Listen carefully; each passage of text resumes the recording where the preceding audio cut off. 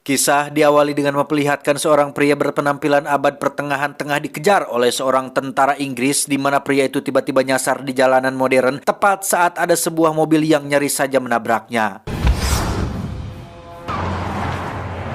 Pria itu pun dibawa ke rumah sakit di mana para dokter dibuat keheranan dengan struktur tulang si pria yang mengalami pergeseran secara total seperti secari kertas yang dipotong-potong kemudian disatukan kembali menjadi satu. Yang tak lama muncullah seseorang bernama Frank yang sepertinya tahu apa yang terjadi karena tugasnya saat ini adalah untuk membawa pria itu ke fasilitas rahasia milik pemerintah.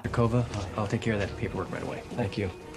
Beralih ke sebuah lokasi bersejarah kerajaan-kerajaan masa lalu di mana kita akan diperkenalkan pada satu persatu tokoh utama kita. Yang pertama ada seorang profesor sekaligus arkeolog senior bernama, kita panggil saja si profesor, putranya yang bernama Chris dan murid dari si profesor yang bernama Marek. Profesor sedang memberikan pelajaran sejarah tahun 1357 ketika tentara Inggris menjajah dan menduduki sebuah desa di Prancis bernama Castelgard dengan Chris dan Marek yang juga ikut membantu menjelaskan. Malamnya, profesor berpamitan kepada Chris anaknya untuk pergi memenuhi undangan dari salah satu divisi rahasia pemerintah yang sedang membutuhkan pengetahuan sejarahnya, di mana kita juga akan diperkenalkan pada salah satu murid profesor yang juga sama-sama seorang arkeolog bernama Kate yang kebetulan sedang berada di dalam lubang mencari benda-benda prasejarah peninggalan dari masa lalu. I'm sorry. I brought you beer. Siangnya, Chris mendatangi Marek yang sedang berada di lokasi lain, lebih tepatnya sebuah lokasi pemakaman batu yang biasa disebut dengan sarkofagus, di mana pemakaman batu ini merupakan makam dari seorang kesatria Prancis dan istrinya seorang bangsawan yang bernama Lady Claire, yang menurut sejarah pasangan ini adalah pasangan paling romantis di zamannya, yang hal itu bisa dilihat dari bagaimana keduanya saling berpegangan tangan bahkan setelah wafat, sehingga Marek amat sangat terkesan dengan kisah cinta mereka berdua ini. Oh God, here, over here. Now this night, he's only got one. Semua orang pun dikejutkan oleh temuan benda bersejarah di dalam lubang penggalian, di mana Marek dan Kate pun turun ke bawah dengan dibantu oleh para mahasiswa yang ada di sana. Betapa terkesannya mereka berdua saat menemukan berbagai benda bersejarah termasuk dinding biara yang kondisinya sudah rusak. Kate sempat mencaci maki orang yang dengan nekat atau teganya sudah merusak dinding indah ini, namun belum sampai melihat secara keseluruhan, Kate dan Marek harus sudah bergegas naik sebelum dinding ini menimpa mereka berdua.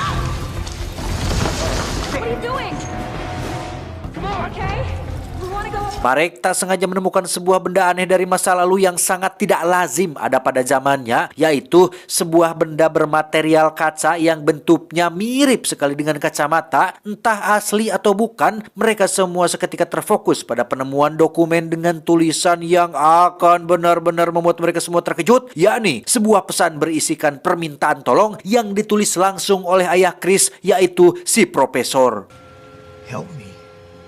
E.A. Johnson. Sempat mengira ini hanyalah prank belaka, tapi ketika dicocokkan dengan kacamata milik profesor, mereka akhirnya percaya 100% bahwa kaca tersebut berasal dari 600 tahun yang lalu, di mana Chris langsung menghubungi orang dari divisi rahasia untuk menanyakan perihal keberadaan ayahnya saat ini. Explain it. All I know is that the ink is 600 years old. You know That's what? the fact. I know. Tiba di markas divisi rahasia, bukannya mendapat penjelasan tentang kemana si profesor, Marek dan kawan-kawan justru malah ditunjukkan sebuah mesin atau alat yang bisa memindahkan satu benda dari titik A ke titik B, dari satu kota ke kota yang lain dalam waktu yang relatif singkat, yang hal ini biasa disebut sebagai teleportasi. Prototype, so you mean that thing that we just passed? Exactly. Nah, mereka mencoba mengirim sebuah objek, yaitu cangcut atau celana dalam, dari markas mereka menuju ke Meksiko. Tetapi kata orang Meksiko, objek tersebut tidak pernah muncul. Padahal di sini objek tersebut jelas-jelas menghilang. Lah, lantas kemana perginya objek tersebut?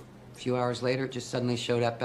We tried to send something from our lab. Mereka pun melakukan eksperimen kedua dengan mengirim objek baru, yaitu kamera, dan hasilnya kamera tersebut menangkap beberapa gambar seperti pepohonan di hutan belantara, termasuk foto-foto bintang di langit yang ketika mereka uraikan rasi bintangnya, sungguh terkejutnya para ilmuwan saat mengetahui bahwa kamera tersebut tidak hanya berada di tempat yang salah, tetapi juga waktu yang salah, yaitu tahun 1357 di Perancis, lebih tepatnya desa bernama Castelgard. Sehingga dengan kata lain, para ilmuwan tidak sengaja telah membuat sebuah lubang cacing atau wormhole, atau mungkin ya semacam mesin waktu lah, yang bisa membawa mereka ke masa lalu, tetapi hanya di tahun itu saja.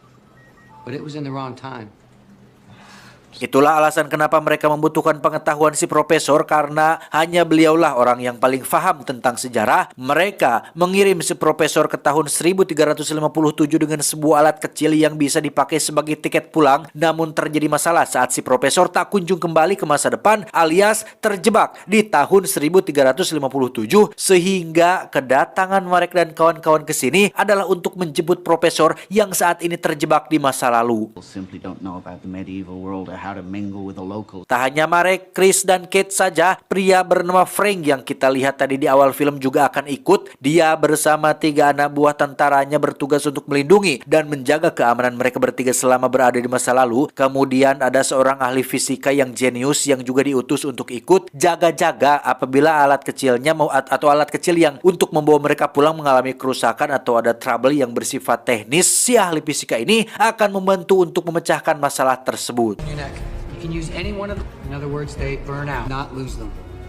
Setelah masing-masing dari mereka diberi kalung alias alat kecilnya dan sudah berpakaian seperti tahun 1357, Marek dan kawan-kawan akan masuk ke dalam sebuah alat besar yang di tengahnya terdapat inti reaktor atau reaktor inti dengan dinding-dinding yang dipenuhi oleh cermin, yang mana proses ini akan sedikit menyakitkan oleh karena tubuh mereka akan diuraikan menjadi sekecil atom dan disutukan kembali seperti semula.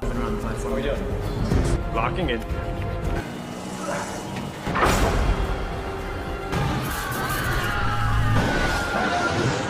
Dan inilah lorong waktu, dan inilah timeline.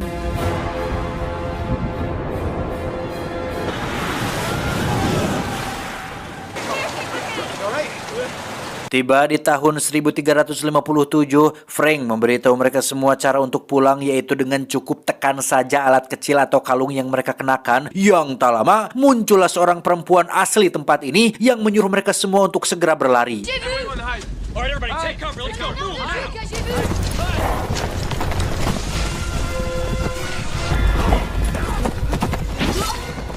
Sungguh sial bagi ketiga anak buah Frank yang harus mati oleh tentara Inggris, di mana satu di antaranya sempat mengambil granat tepat saat tentara Inggris berhasil melepaskan beberapa anak panah, sehingga ketika si tentara kembali ke markas, granat tersebut pun jatuh ke lantai dan mengakibatkan mesin waktunya mengalami kerusakan yang sangat parah.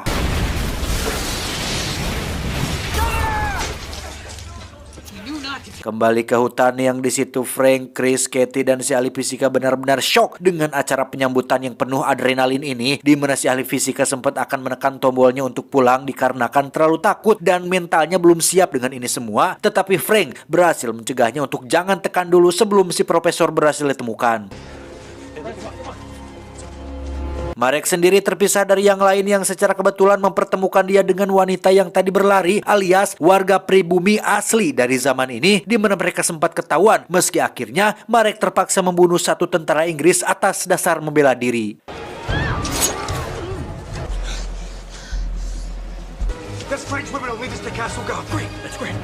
Setelah berkumpul, si wanita pribumi pun membawa mereka ke desa Castleguard yang saat ini sudah dikuasai sepenuhnya oleh tentara Inggris. Yang berdasarkan buku sejarah yang sudah dibaca oleh Marek, malam ini adalah malam peristiwa besar, yakni terjadinya perang atau serangan dari tentara Prancis yang ingin merebut wilayah ini dari tentara Inggris, sehingga mereka tidak punya banyak waktu untuk berleha-leha dan harus segera menemukan si profesor untuk dibawa pulang. Come on.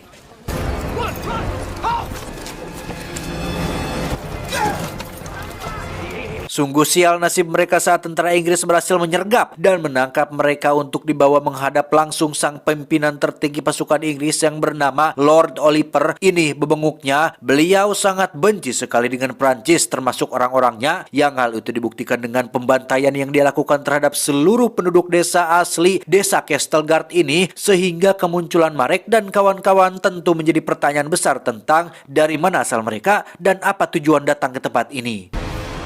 Oh, please.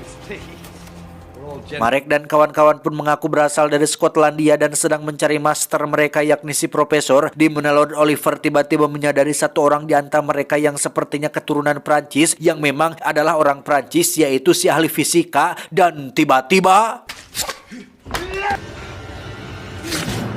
Ya, Satu-satunya orang jenius di kelompok ini pun mati mengenaskan, sementara Marek dan kawan-kawan dimasukkan ke dalam kurungan bersama dengan si profesor yang ternyata masih hidup dengan kondisi fisiknya yang mulai melemah. Marek pun penasaran dengan apa yang profesor tawarkan kepada Oliver sampai-sampai beliau dibiarkan tetap hidup. Ternyata si profesor terpaksa menawarkan sebuah senjata yang belum ada pada zaman ini, atau mungkin saja pengetahuannya belum sampai ke situ, yaitu sebuah senjata bernama api Yunani yang terdiri dari belerang, kapur tohor, dan minyak bumi, yang apabila api ini disiram dengan air maka justru akan semakin membesar. Sehingga itulah yang membuat Lord Oliver tertarik dan membiarkan si profesor tetap hidup. Shakespeare, what the hell's a magister? He's a scientist. Si wanita sendiri harus menghadapi Lord Oliver yang berhasil mengetahui jika dialah yang membawa Marek dan kawan-kawannya ke desa ini, sementara Kate dan yang lain nampak sedang berpikir untuk mencari cara untuk keluar dari kurungan ini yang berbekal pengetahuan 600 tahun dan pemikiran yang lebih maju dan modern. Tentulah mereka jauh lebih pintar, cerdas dibandingkan dengan orang-orang yang pada zaman ini, sehingga itulah yang membuat Kate nekat naik ke atap gubuk untuk membuka pintu kurungannya dari luar.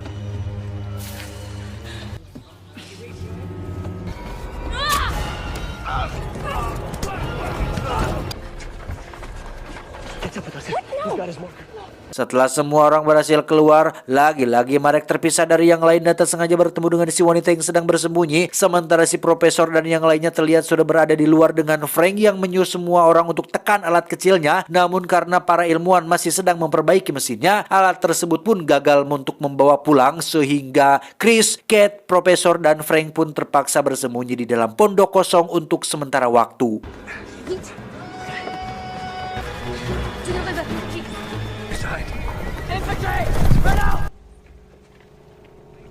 Tak lama Lord Oliver pun memerintahkan pasukannya untuk memeriksa semua pondok di mana si profesor dan Frank pun harus tertangkap, sementara Chris dan Kate berhasil kabur melalui jalur lain hingga mereka berdua bisa kabur dari desa tersebut.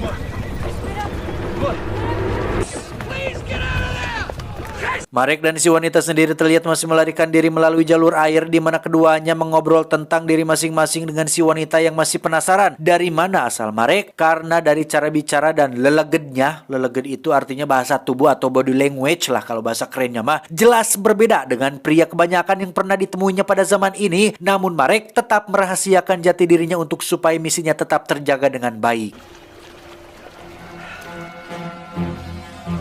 Tibalah mereka di seberang, di situ sudah ada pasukan Prancis yang menunggu si wanita, di mana seorang komandan Prancis tiba-tiba memanggil wanita ini dengan sebutan Claire alias Lady Claire, yang sungguh terkejutnya Marek saat baru menyadari jika wanita yang sedari tadi bersamanya ternyata adalah seseorang yang selama ini dikaguminya, yang makamnya sendiri diabadikan dalam bentuk sarkofagus alias makam batu yang sempat kita lihat di adegan awal tadi. Lady Claire. Lady. Si komandan pun sangat berterima kasih kepada Marek karena telah menyelamatkan adiknya dari genggaman Lord Oliver yang jahat, di mana si komandan mengungkapkan bahwa malam ini mereka berencana untuk menyerang tentara Inggris di istana di atas bukit. Alih-alih akan ikut ke tempat aman bersama Lady Claire, Marek justru berencana untuk kembali ke desa menyelamatkan teman-temannya, sehingga Lady Claire yang khawatir pun memberikan sedikit kecupan di pipi sebagai rasa terima kasih sekaligus penyemangat agar Marek bisa menjaga dirinya dengan baik. Passez, messieurs! Allez, bougez, bougez! Tak lama setelah berpisah dengan Claire dan pasukan Prancis, Marek justru harus tertangkap oleh beberapa tentara Inggris yang sedang melakukan sweeping. Begitupun dengan Claire yang juga ikut tertangkap setelah dia memilih memisahkan diri dari kakaknya. Marek pun dijadikan tawanan bersama dengan si profesor dan Frank, yang di situ mereka mungkin akan terkejut untuk kesekian kalinya saat baru menyadari jika salah satu tentara Inggris yang berada di dekatnya adalah Will, mantan anak buahnya yang sempat terpisah dari kelompok dan harus bertahan hidup selama 1 tahun di zaman ini. Bermodalkan pengetahuan dan taktik militer, Will berhasil mengambil hati Lord Oliver hingga dipercaya sebagai salah satu kapten perang di pasukan Inggris, di mana Will tiba-tiba menusuk Frank akibat dendam dan sakit hati ditinggalkan sendirian di zaman ini tanpa adanya itikat baik dari Frank yang setidaknya datang kembali untuk menjemput. So did I! Karena desa Castelgard dibakar habis oleh tentara Inggris, Chris dan Kate pun tidak memiliki pilihan lain selain tetap bersembunyi. Namun mereka ingat tentang buku sejarah yang menuliskan bahwa malam ini akan terjadi perang di istana yang berada di atas bukit, sehingga mereka berdua memutuskan untuk mencari terowongan rahasia yang mengarah langsung ke dalam istana, yang terowongan tersebut berada tepat di biara yang sempat mereka masuki ketika di adegan awal tadi.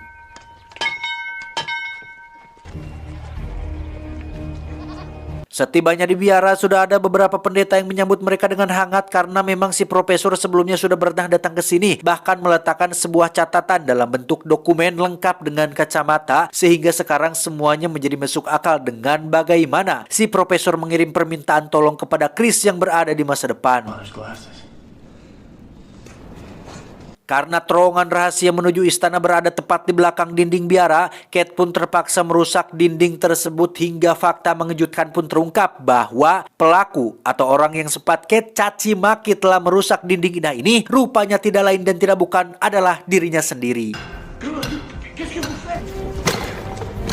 Kembali ke tentara Inggris yang sudah sampai di istana, Profesor dan Marek dipaksa untuk secepatnya membuat apa yang sudah dijanjikan kepada Lord Oliver, yaitu senjata api Yunani yang dengan pengetahuan modern mereka tentunya tidak sulit bagi keduanya untuk membuat apa yang diinginkan oleh Lord Oliver, sehingga tepat pada malam hari saat perang sudah mau dimulai, Lord Oliver mempersilahkan Marek dan Profesor untuk mendemonstrasikan api Yunani ciptaannya.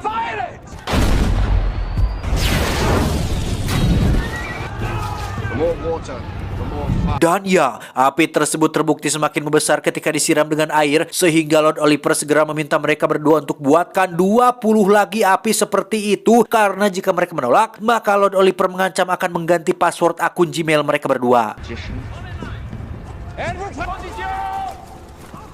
Di fasilitas sendiri, para ilmuwan sudah hampir berhasil memperbaiki mesinnya, namun selalu saja ada orang yang ngaririweuh atau punya pemikiran beda dengan yang lain, yang kebetulan orang itu adalah pimpinan proyek ini sendiri yang bernama Doniger. Ini bemenguknya, sehingga yang harusnya mesin ini bisa lebih cepat diperbaiki malah menjadi ngaret gara-gara Doniger yang mengajak para ilmuwan untuk adu debat. I'm sorry.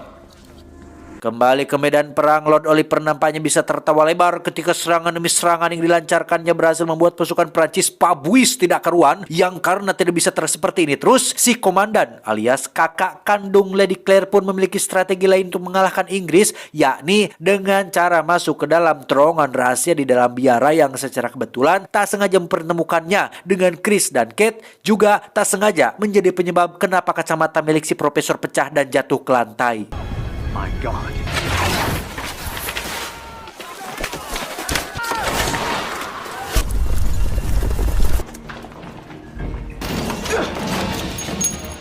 Sempat terkejut oleh kemunculan si komandan, Chris dan Kate akhirnya tahu bahwa Prancis berada di pihak mereka, sehingga ketika mereka semua sudah berada tepat di bawah istana, ketiganya pun segera keluar dan melakukan serangan kejutan dari dalam istana. Di detik-detik riuh itulah Marek mengambil kesempatan untuk menyelamatkan Claire dari jerat tali yang mengalung di lehernya, dan tiba-tiba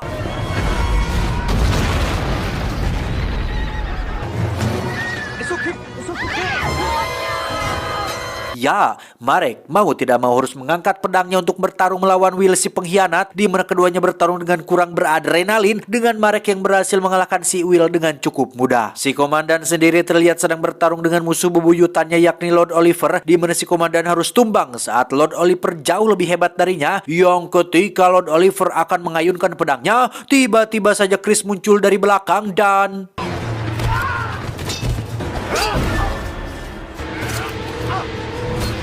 kematian Lord Oliver menjadi tanda kemenangan bagi tentara Prancis yang berhasil merebut kembali istana sekaligus tanah pertiwi mereka, tepat saat mesin waktunya selesai diperbaiki berkat salah satu ilmuwan yang berhasil atau nekat mengurung Doniger di dalam satu ruangan. Namun masalahnya, Chris dan kawan-kawan hanya punya waktu 1 menit untuk pulang, di mana Marek memilih untuk tetap tinggal di zaman ini demi untuk Claire yang menjadi wanita idamannya.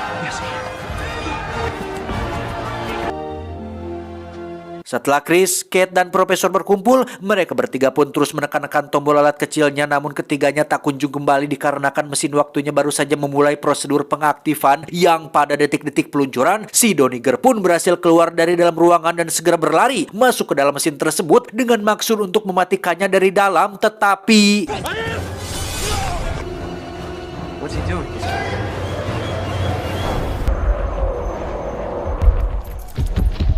Ya, sungguh apes nasib Doniger yang harus tewas di tahun 1357 gara-gara terlambat keluar dari dalam mesinnya, sedangkan Chris, Kate, dan si profesor berhasil kembali ke masa depan dengan selamat walafiat, sehat, dan jaya sentosa. Beberapa waktu berlalu, mereka bertiga kembali ke lokasi pemakaman batu, di mana pasangan romantis yang diabadikan dalam sarkofagus ini tidak lain dan tidak bukan adalah Marek sendiri dan Lady Claire istrinya, sehingga kedatangan mereka ke masa lalu sama sekali tidak merubah apapun di masa depan, karena secara teknis mereka semua ikut andil dalam terbentuknya sejarah itu sendiri. Tamat ending yang cukup membagongkan. Pesan yang bisa kita ambil dari film ini adalah jangan bolos pelajaran sejarah. Itu, saya John mewakili jajaran direksi yang bertugas mengucapkan terima kasih dan sampai jumpa di video selanjutnya. Adios, celana boxer Napoleon Bonaparte.